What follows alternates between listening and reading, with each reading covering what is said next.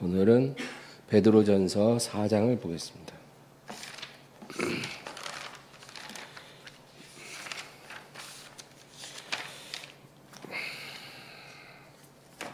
베드로전서 4장 12절에서 16절까지 다 같이 읽습니다. 사랑하는 자들아, 너희를 연단하려고 오는 불시험을 이상한 일 당하는 것 같이 이상히 여기지 말고 오히려 너희가 그리스도의 고난에 참여하는 것으로 즐거워하라. 이는 그의 영광을 나타내실 때에 너희로 즐거워하고 기뻐하게 하려 함이라. 너희가 그리스도의 이름으로 치욕을 당하면 복 있는 자로다. 영광의 영 곧 하나님의 영이 너희 위에 계심이라. 너희 중에 누구든지 살인이나 도둑질이나 악행이나 남의 일을 간섭하는 자로 고난을 받지 말려니와 만일 그리스도인으로 고난을 받으면 부끄러워하지 말고 도리어 그 이름으로 하나님께 영광을 돌리라. 아멘. 네, 오늘은 우리가 믿음의 세 가지 실체라는 제목으로 은혜를 나눠보려고 합니다. 어떤 사람이 이런 질문을 해요. 하나님을 믿는 믿음이 실체가 있습니까? 이렇게 질문한다면 무엇이 답일까요? 사람들은 흔히 믿음이란 어떤 우리 눈에 보이지 않는 어떤 무형의 것이다, 그렇게 생각을 해요. 그렇죠? 이런 테이블, 마이크 이런 물체가 아니니까 보이지 않는 어떤 무형의 것이다. 그러나 여러분, 믿음은 그렇게 막연한 게 아니고 분명한 실체가 있다는 것입니다. 그게 성경이 우리에게 말해주는 거예요. 그래서 우리가 오늘 믿음의 세 가지 실체가 무엇인가 알아보려고 합니다. 하나님은 어떤 사람의 믿음을 판단하실 때 그냥 막연히 그 사람 안에 어떤 막연한 것을 보시는 게 아니라는 거죠. 하나님이 우리의 믿음을 보실 때 하나님이 보시는 분명한 세 가지 기준이 있다는 거예요. 그 세 가지를 통해 그 사람의 믿음을 판단하신다는 겁니다. 그러니까 그 세 가지 분명한 기준이 바로 믿음의 실체입니다. 그걸 하나씩 우리가 살펴보려고 합니다. 첫째는 입술로 시인하는 것입니다. 입술로 시인하는 것. 그게 첫 번째 믿음의 실체입니다. 이게 너무 중요하다는 거예요. 우리 마태복음 10장 32절입니다. 누구든지 사람 앞에서 나를 시인하면 나도 하늘에 계신 내 아버지 앞에서 그를 시인할 것이요. 너희가 사람들 앞에서 나를 시인하면 나도 내 아버지 앞에서 너희를 시인하리라. 그겁니다. 여러분, 시인이라는 게 뭐냐면은 어떤 것을 옳다라고 인정하는 겁니다. 그게 시인이에요. 근데 이것은 자기 혼자서 독백하는 것이 아니고 사람 앞에서 무엇이 옳다라고 인정하는 거예요. 사람 앞에서 하는 것입니다. 그게 시인입니다. 그래서 우리의 입술로 예수님이 주라고 시인하는 거예요. 그냥 혼자서 독백이 아니라 사람 앞에서 우리가 그렇게 선포하는 거, 고백하는 것입니다. 이렇게 사람 앞에서 예수를 시인하면 예수님도 하나님 아버지 앞에서 우리를 의롭다고 인정해 주시겠다, 그 말씀인 거예요. 그래서 하나님은 우리가 사람들 앞에서 하나님을 시인하는지 아니면 부인하는지 그것을 아주 중요하게 지켜보신다는 겁니다. 너무나 중요한 거예요. 우리에게 믿음이 있는지 없는지를 가름하는 제일 첫 번째 중요한 기준이 우리가 사람 앞에서 예수님을 시인하느냐 아니면 부인하느냐, 그것이 중요하다는 거예요. 우리가 교회 안에서 예수님을 시인한다고 하면 그게 예배가 되는 것입니다. 우린 예배를 드림으로 교회 안에서 우리의 입으로 예수님을 주라고 시인하는 거예요. 그러면 여러분, 시인한다는 것은 혼자 하는 게 아니라 사람 앞에서 하는 거라 그랬죠. 그러니까 예배는요, 원칙적으로 혼자 하는 게 아닙니다. 예배는 모여서 하는 것입니다. 그게 예배 본질이에요. 예배는 모여서 우리가 서로를 마주보면서 서로 앞에서 예수님은 주시라고 내 입으로 시인하는 거예요. 마태복음 18장 19절 20절 읽겠습니다. 진실로 다시 너희에게 이르노니 너희 중에 두 사람이 땅에서 합심하여 무엇이든지 구하면 하늘에 계신 내 아버지께서 그들을 위하여 이루게 하시리라.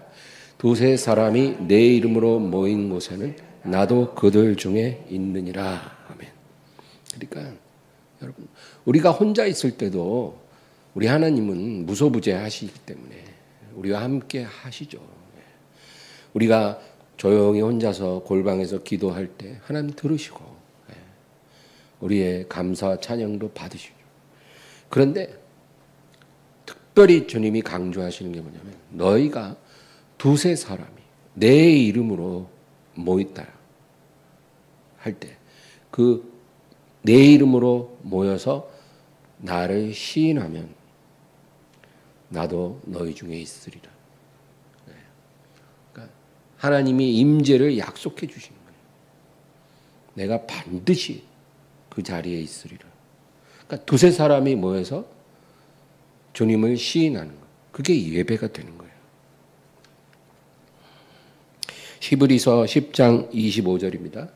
모이기를 패하는 어떤 사람들의 습관과 같이 하지 말고 오직 권하여 그날이 가까움을 볼수록 더욱 그리하자.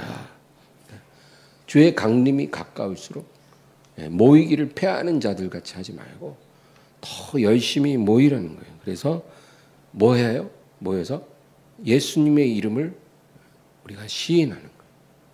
그게 예배라는 거예요. 우리가 예배하면 뭐합니까? 찬양하잖아요.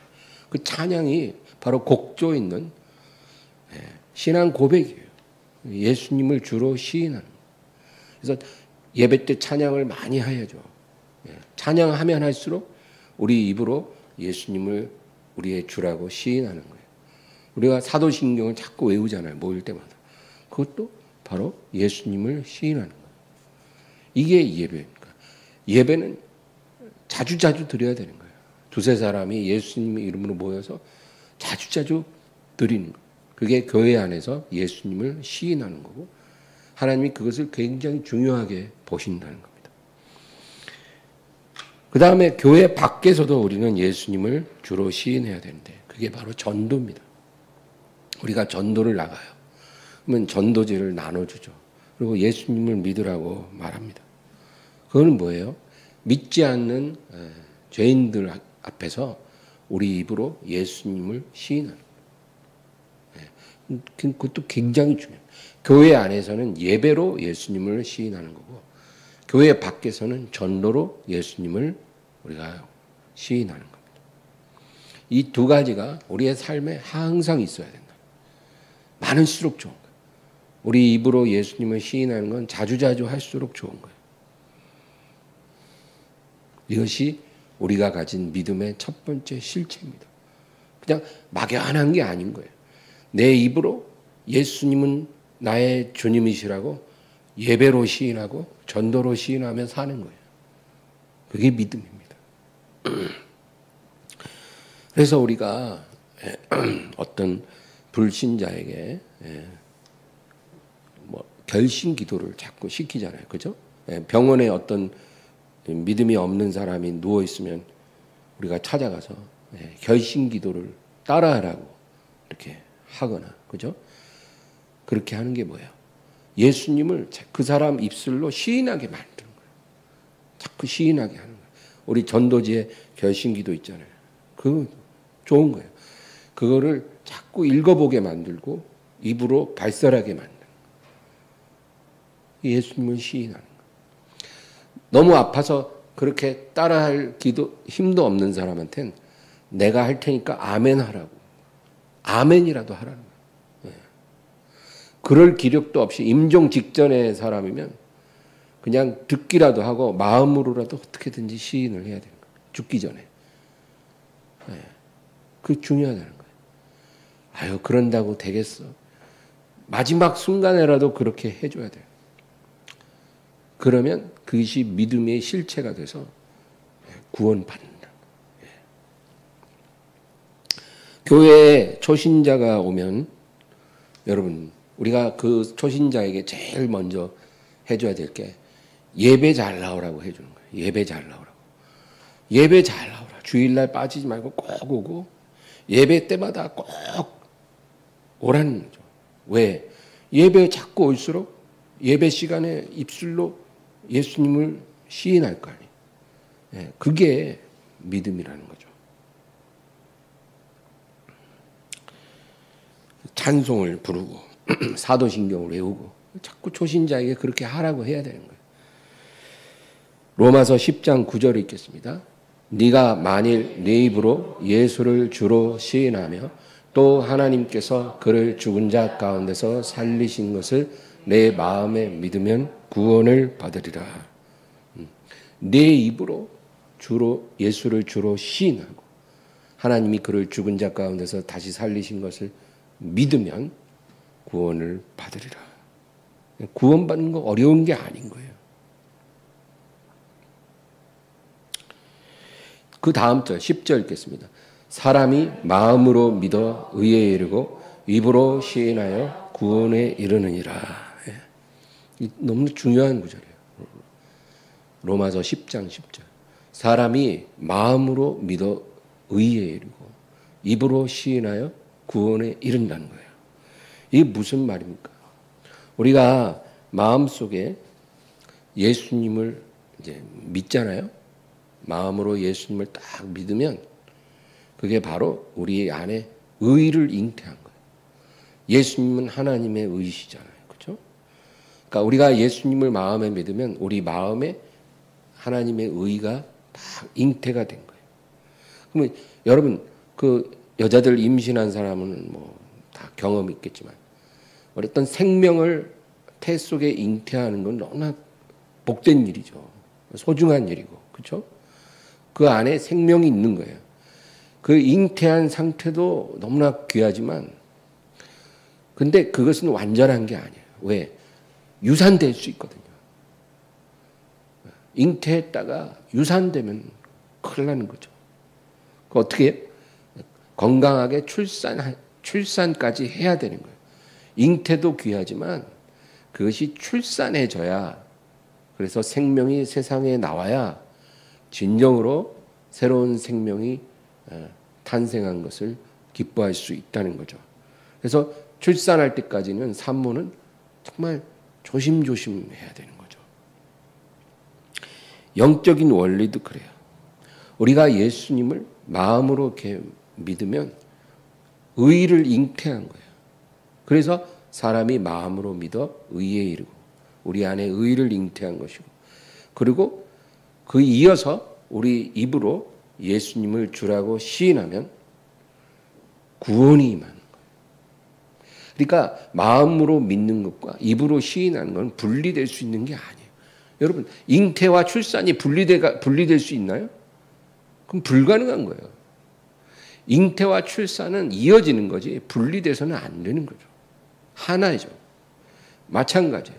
사람이 구원을 받기에 이르기 위해서는 마음으로 믿어 의를 잉태하고 입으로 시인하여 구원을 출산하는 것은 그는 하나인 거예요.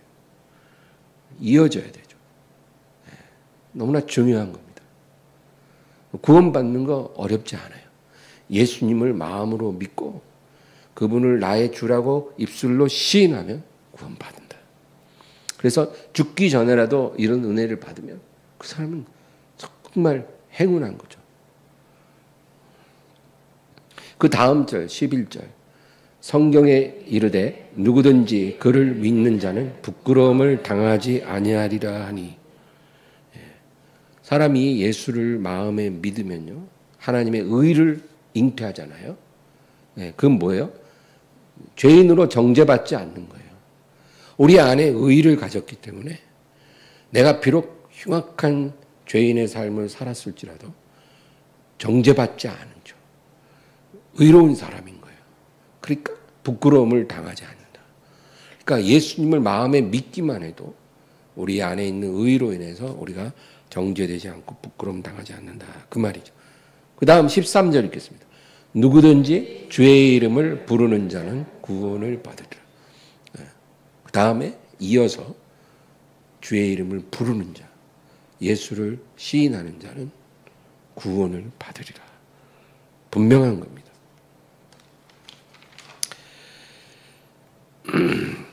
이와 관련해서 우리가 몇 가지 잘못된 케이스를 살펴본다면 어떤 사람은 이런 사람이 있어요. 예수님 믿으세요 그러면 다 내 마음으로 믿고 있습니다. 믿으세요 그러면 내가 하나님 다 믿고 예수님 다 믿고 있습니다. 그래요. 그러면 교회 나오셔야죠. 교회 안 나가도 마음에 다 믿고 있습니다. 그런 사람 제가 많이 봤어요. 여러분 이런 믿음은 절대로 하나님이 인정하는 믿음이 아니에요. 왜 그런 줄 아세요? 마음으로만 믿었지 본인 말 맞다나? 그러나 입으로 시인하는 믿음이 아닌 거예요. 잉태만 했지 출산에 이르지 않는 것. 그건 뭐예요? 유산이죠. 유산된 생명이 무슨 의미가 있어요? 마음으로 믿는다고 하면 반드시 입으로 시인하는 데까지 연결돼서 구원을 받아야 돼요. 그러면 입으로 시인하려면 어디 가야 돼요? 교회 가야죠. 아까 그랬잖아요. 우리가 입으로 예수를 시인하는 두 가지가 있는데 교회 안에서 예배로 시인하는 것과 교회 밖에서 전도로 시인하는 것이죠. 그러려면 일단 교회에 와서 예배를 드림으로 사람들 앞에서 내 입으로 예수님을 주라고 시인을 해야 되는데 그런 사람들은 교회 안 온단 말이에요. 마음으로 다 믿습니다 이러고는 교회 안 와요. 이런 믿음은 구원받은 믿음이 아니라는 거죠. 안타까운 거예요. 또 어떤 사람은 이렇게 입으로 시인해서 구원받는다는 것을 자기 편의대로 이렇게 왜곡시키는 사람이 있어요. 그래서 내 입으로 내 소원을 자꾸 시인하면 그 소원이 이루어진다라는 거죠. 그래서 나는 부자가 됩니다. 나는 부자가 되었습니다. 나는 부자가 되었습니다. 나는 재산이 많아졌습니다. 이렇게 자꾸 입으로 시인하면 그 소원이 이루어진다라고 말을 합니다. 근데 여러분 이거는 굉장히 성경을 왜곡한 거예요. 성경은 예수를 주로 시인하라 그랬지 너의 소원을 시인하라 그러지는 않았어요. 다른 겁니다. 이거는 짝퉁이에요. 짝퉁. 가짜입니다. 요한 1서 4장 15절을 읽겠습니다. 누구든지 예수를 하나님의 아들이라 시인하면 하나님이 그의 안에 거하시고 그도 하나님 안에 거하느니라. 그렇죠? 예수를 하나님의 아들이라고 시인하라 그랬죠. 네가 원하고 바라는 것을 시인하라 그런 말은 성경에 한 번도 안 나와요. 그래서 하나님은 우리에게 뭐라 그러시냐면 너의 입으로는 예수님을 주로 시인하고 그리고 네가 그의 나라와 그의 의를 먼저 구하는 삶을 살면 너의 모든 필요를 하나님이 다 채워주시겠다. 그렇게 약속하신 거예요. 네. 마태복음 6장 31에서 33입니다. 그러므로 염려하여 이르기를 무엇을 먹을까 무엇을 마실까 무엇을 입을까 하지 말라. 이는 다 이방인들이 구하는 것이라. 너희 하늘 아버지께서 이 모든 것이 너희에게 있어야 할 줄을 아시느니라. 그런즉 너희는 먼저 그의 나라와 그의 의를 구하라. 그리하면 이 모든 것을 너희에게 더하시리라. 예수님 뭐라 그래요? 먼저 그의 나라와 의를 구하면 모든 것을 더해 주시겠다고 약속하셨어요. 뭐 너희가 원하는 거 필요한 거 자꾸 입으로 시인하면 주신다 이런 게 아니라 그의 나라와 그의 의를 너의 삶의 우선순위로 하면 모든 것을 더해 주시겠다. 그렇게 약속하십니다. 또 마가복음 11장 23절입니다. 내가 진실로 너희에게 이르노니 누구든지 이 산더러 들리어 바다에 던져지라 하며 그 말하는 것이 이루어질 줄 믿고 마음에 의심하지 아니하면 그대로 되리라. 그러니까 주님은 너희가 만약에 어떤 특별한 문제가 있고 그 문제가 해결되기를 원한다면 큰 믿음 가지라는 거예요. 그리고 그 문제가 해결되라 선포하고 그리고 그 말한 것이 이루어질 줄 믿고 마음에 의심하지 않으면 그대로 된다 그랬어요. 그러니까 우리가 하나님의 응답을 받는 방법은 이런 거지. 어떤 우리의 소원을 자꾸 시인하면 이루어진다. 그건 아니에요. 나는 100억 재산을 갖게 될 것이다. 나는 100억 재산을 갖게 될 것이다. 이렇게 100번, 200번 그렇게 막 시인한다고 해서 그것이 이루어지지는 않는다는 겁니다. 그거는 성경적인 방법이 아니에요. 우리가 100번, 200번 시인할 것은 소원이 아니고 예수님을 주라고 시인하라는 거예요. 그래서 예배를 그렇게 자주 드리는 거예요. 신앙 고백 매번 하고 찬양 부르고 자꾸 우리 입으로 시인하는 게 뭐예요? 예수님은 나의 주님이시라는 거죠. 그 시인하는 거예요.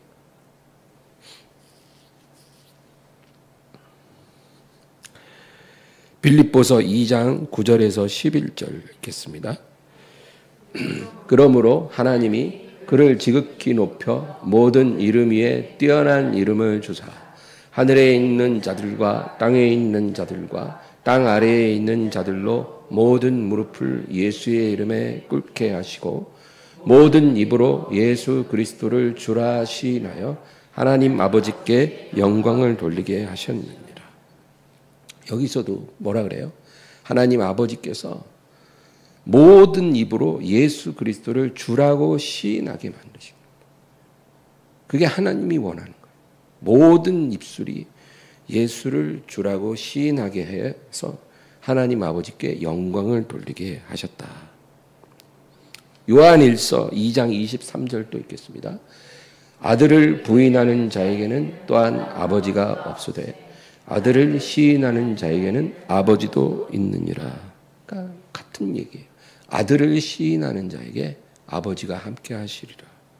그러니까 성경은 우리가 입술로 계속 시인하는 사람들 앞에서 무언가를 옳다라고 자꾸 인정하는 것은 그거는 예수님이 나의 주라는 사실이에요. 그거를 우리가 계속해야 된다. 그 말입니다. 그 다음에 이제 믿음의 두 번째 실체가 뭘까요? 그가 행하신 대로 행함입니다. 이게 그 다음에 중요해요. 입으로 예수님이 주라고 시인하는 게 첫 번째고 두 번째는 그가 행하신 대로 행하는 것. 이게 믿음의 두 번째 실체예요. 이 말을 우리가 오해하면 안 돼요. 율법의 행위를 의지해서 하나님께 나아가라는 말이 아니에요. 우리는 행위를 의지해서 하나님께 나아갈 수 없어요. 만약에 이렇게 하는 사람이 있다면 그 사람은 율법주의자죠. 그런 말이 아니고 우리가 예수님을 나의 주라고 시인하고 예수님의 의를 내 의로 받아서 그 의를 힘입어 하나님께 나아가는 거죠. 그런데 우리가 이렇게 예수님을 주라고 시인을 했다면 그럼 뭐예요? 내가 그분의 종이라는 거잖아요. 그렇죠? 예수님 나의 주이십니다. 그러면 나는 당신의 종이라 그 말이에요. 그러면 종이 주인을 따라가는 게 당연한 거예요. 말로는 주님이십니다 하면서 안 따라가. 각각 따로 놀아.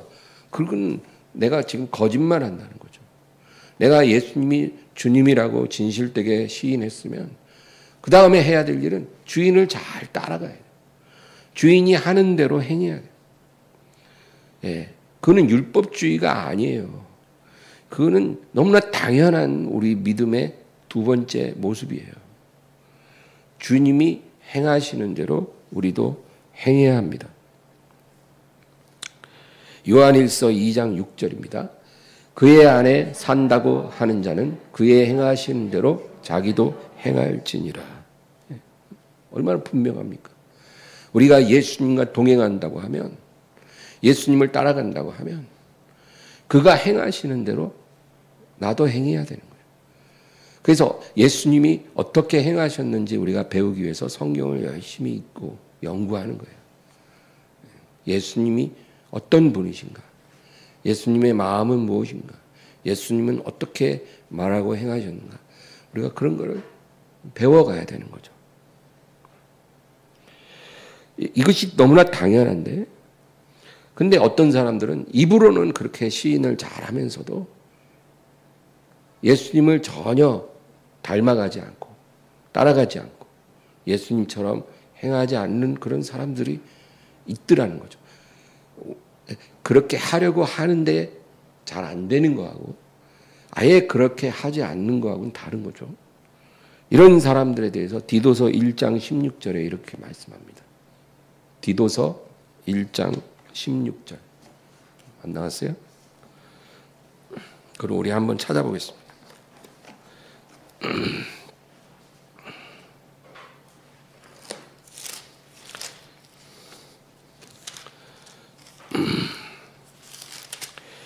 신약 348페이지. 디도서 1장 16절. 다 같이 읽습니다. 그들이 하나님을 시인하나 행위로는 부인하니 가증한 자요 복종하지 아니하는 자요 모든 선한 일을 버리는 자니라. 예. 이 교회 안에 이런 사람들이 있다는 거예요. 그들이 하나님을 입술로는 시인하지만 행위로는 부인하니 가증한 자고, 그렇죠? 복종하지 않는 자요 모든 선한 일을 버린 자라. 이런 사람들은 하나님 나라에 들어갈 수 없다는 거예요. 왜냐하면 이렇게 사는 사람은 그가 입술로 시인한 것도 그것도 거짓이라는 거죠. 그러니까 믿음이 없는 거예요. 하늘나라에 들어갈 수 없다. 그다음에 야고보서 2장 20절에서 22절입니다. 아 허탄한 사람아 행함이 없는 믿음이 헛것인 줄을 알고자 하느냐. 그 다음 절이요. 우리 조상 아브라함이 그 아들 이삭을 제단에 바칠 때 행함으로 의롭다 하심을 받은 것이 아니냐. 네가 보거니와 믿음이 그의 행함과 함께 일하고 행함으로 믿음이 온전하게 되었느니라.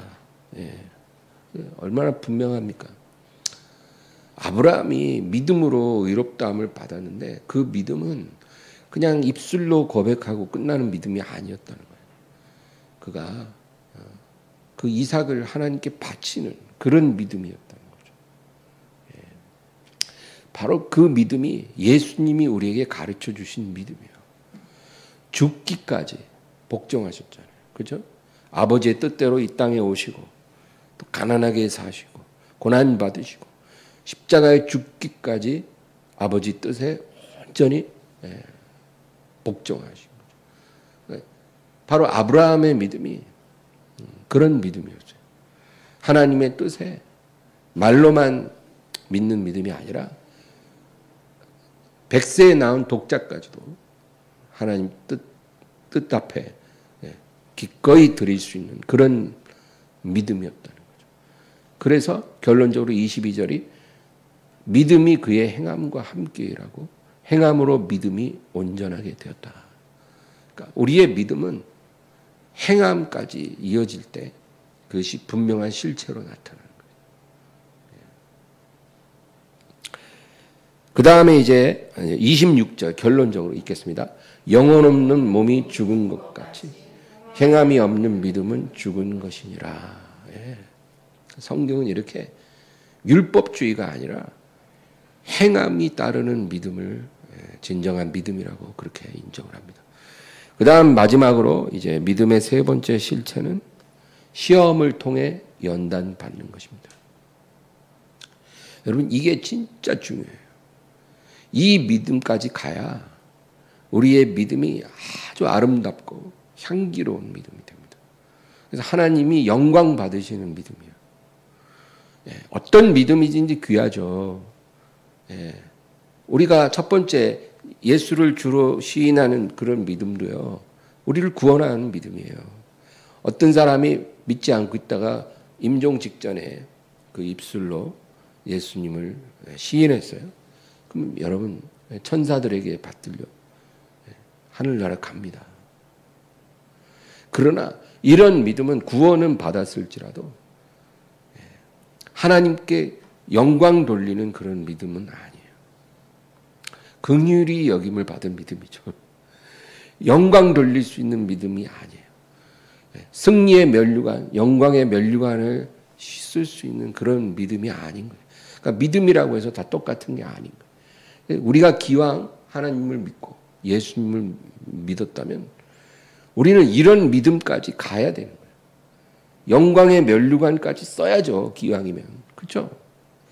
그러면 어떻게 해요? 이 세 번째 실체까지 우리가 도달해야 됩니다.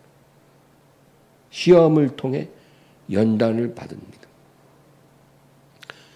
그런 믿음입니다. 말라기 3장 2절 읽겠습니다. 그가 임하시는 날을 누가 능히 당하며 그가 나타나는 때에 누가 능히 서리요. 그는 금을 연단하는 자의 불과 표백하는 자의 잿물과 같을 것이라. 우리에게 임하시는 하나님은 어떤 하나님이냐? 금을 연단하는 자의 불과 같고 표백하는 자의 잿물과 같으신 분이라는 거죠. 하나님을 이렇게 표현했어요, 성경이. 여러분, 우리 하나님은 어떤 하나님이냐면 그냥 우리가 아무렇게나 살아도 무슨 짓을 해도 그냥 인자하게 그냥 다 방관하시고 참아주시고 그런 하나님이 아닌 거예요. 우리 하나님은 그의 자녀들이 정결치 않을 때, 거룩하지 않을 때 불로 연단해서 깨끗하게 하시고 잿물로 표백해버려요. 우리의 모든 오염과 더러움을 씻어버리는 그런 하나님.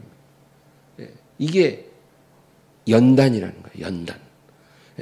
거룩하지 않은 사람을 불과 물로 연단해서 정결하게 하는 겁니다.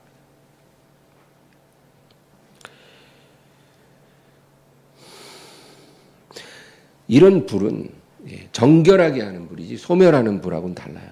소멸하는 불은 그냥 죄인을 불에다 던져버리는, 그냥 완전히 그냥 없애버리는 그런 하나님의 불도 있지만, 사랑하는 자녀들에게 주시는 불은 소멸하는 불이 아니라 정결케 하는 불. 아까 찬양하고 너무 잘 맞네. 정결한 마음 달라는 거. 그러니까 하나님은 불과 물로 우리를 태우고 씻어서 정결하게 하셔요. 그걸 연단이라고 합니다. 이렇게 연단을 통과한 믿음이 향기로운 믿음이 되는 거예요. 하나님이 기뻐하는 믿음이 되는 겁니다. 그 다음 절 3절 읽겠습니다. 그가 은을 연단하여 깨끗하게 하는 자 같이 앉아서 레위 자손을 깨끗하게 하되 그 문같이 그들을 연단하리니 그들이 공의로운 제물을 나 여호와께 바칠 것이라. 아멘. 그러니까 하나님께서 연단의 불을 보내서 레위 자손을 깨끗하게 하신다는 거예요. 여러분, 레위 자손이 누굴까요? 바로 우리예요. 우리가 영적인 레위 자손이에요. 레위 자손은 구별돼서, 이스라엘 가운데 구별돼서 날마다 하나님만 섬기는 일을 하는 사람들이에요. 다른 일을 안 하고 하나님만 섬기는 일을 하는 거예요. 여러 모양으로. 근데 오늘날의 우리들이 바로 영적 레위 자손이에요. 우리는 날마다 하나님을 섬기거든요. 그렇죠? 찬양으로 섬기고 봉사로 섬기고 또 아침 저녁으로 기도의 분향을 올림으로 하나님을 섬기는 거예요. 그러니까 레위 자손이 하는 일을 우리가 매일매일 하고 있거든요. 이스라엘 자손 중에는 찬양을 누가 해요? 레위 자손이 하는 거예요. 봉사를 누가 해요? 레위 자손이에요. 기도의 분향단의 향을 계속 사르는 걸 누가 해요? 레위 자손이 하는 거예요. 그러니까 우리는 영적으로 그런 일을 하기 때문에 영적 레위 자손이. 근데 하나님께서 연단의 불로 레위 자손을 깨끗하게 하시고, 그리고 그들이 공의로운 제물을 여호와 하나님께 바치게 하실 것이다. 그렇게 말씀합니다. 공의로운 제물을 하나님께 바치게 한다는 것은 하나님 앞에 의롭다함을 받은 자가 드리는 제물을 말해요.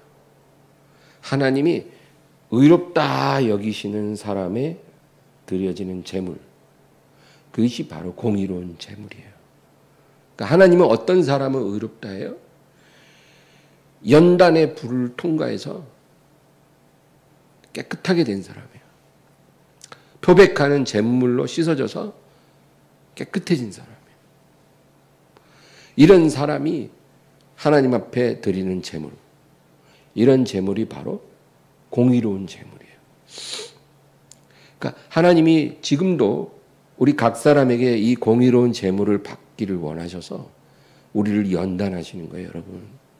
연단 받는 게 감사한 일이에요. 연단 없이는 공의로운 제물을 드릴 수가 없어요. 그러니까 우리가 연단을 통과한 믿음을 가짐으로 공의로운 제물, 의롭다 하심을 받은 그런 의로운 자의 제물을 드릴 수가 있는 거예요. 이게 아벨의 제물입니다. 아벨의 제물. 여러분, 언제나 이 성경을 보면 하나님은 이 제물 자체에는 그렇게 왈가왈부하지 않으셔요. 일반적으로. 제물 자체는 그렇게 특별한 것이 아니라는 거예요. 중요한 것은 제물을 드리는 자예요. 이 제물을 드리는 자가 의로우면 그 드리는 제사가 의로운 제사고, 제물을 드리는 자가 불의하면 그의 제사가 불의한 제사가 되는 거예요. 그래서 의로운 자의 제사를 아벨의 제사라고 그러고, 불의한 자의 제사를 가인의 제사라고 그러는 거예요. 근데 이 아벨과 가인의 제사는 제물이 문제가 아니라 제사 드리는 사람이 문제였던 거예요. 그래서 하나님이 아벨과 그의 제물은 받으셨으나, 그렇게 성경이 말하는 거예요. 아벨과 그의 제물. 그러니까 그 사람을 먼저 받고 그 사람이 하나님 앞에 온전하니까 그 제물도 온전한 제사, 의로운 제사가 된 거예요. 그러나 가인과 그의 제사는 받지 아니하신지라, 그렇게 말씀하는 거예요. 그러니까 제사를 드리는 자가 중요하다는 거죠. 근데 하나님은 이렇게 불과 물을 통과하는 연단을 받은 그러한 믿음을 기뻐하시고 그의 제물을 기쁘게 받아주신다, 그 말인 것입니다. 그 다음 절 4절입니다. 그때 유다와 예루살렘의 봉헌물이 옛날과 고대와 같이 나 여호와께 기쁨이 되려니와. 그날에, 그러니까 불과 물을 통해서 연단을 받고 정결해진 그러한 하나님의 백성들이 예물을, 봉헌물을 드릴 때 옛날과 고대와 같이 하나님께 기쁨이 될 것이다. 옛날과 고대라는 건 무슨 말이냐면 아벨의 제사와 같고 아브라함이 모리아산에서 하나님께 드린 제사와 같이 될 것이다, 그 말이에요.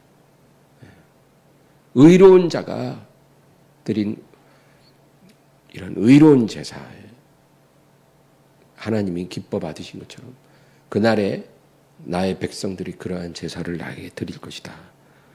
그리고 나의 기쁨이 되리라, 그렇게 말씀하십니다. 여러분, 시험을 통해 연단받지 않은 믿음은요, 하나님을 절대로 기쁘시게 할 수가 없습니다. 그래서 우리는 이 시험을 통해 연단받는 것을 아주 당연히 여겨야 돼요. 예. 이거는 선택할 수 있는 게 아니라 필수예요. 우리가 하나님을 기쁘시게 하는 사람이 되기 위해서 우리의 믿음이 그것을 다 감당해야 되는 거예요. 그게 성경이 우리에게 말씀하는 겁니다. 예수님도 이와 같은 연단을 다 받으셨어요. 우리 히브리서 5장 8절 9절 읽겠습니다. 그가 아들이시면서도 받으신 고난으로 순종함을 배워서 온전하게 되셨은즉 자기에게 순종하는 모든 자에게 영원한 구원의 근원이 되시고. 예수님도 이 땅에 오셨을 때 우리가 똑같이 그의 받으신 고난으로 순종을 배우고 온전하게 되셨다. 예수님의 믿음이 온전한 믿음이 되었다. 그 말이에요. 참 놀라운 말이죠. 예수님은 하나님의 아들이시지만 우리가 똑같은 사람으로 오셨기 때문에 똑같은 과정을 거치셔야 했어요. 그래야 우리의 모든 구원의 근원이 되고 앞서가신 본이 되는 거죠.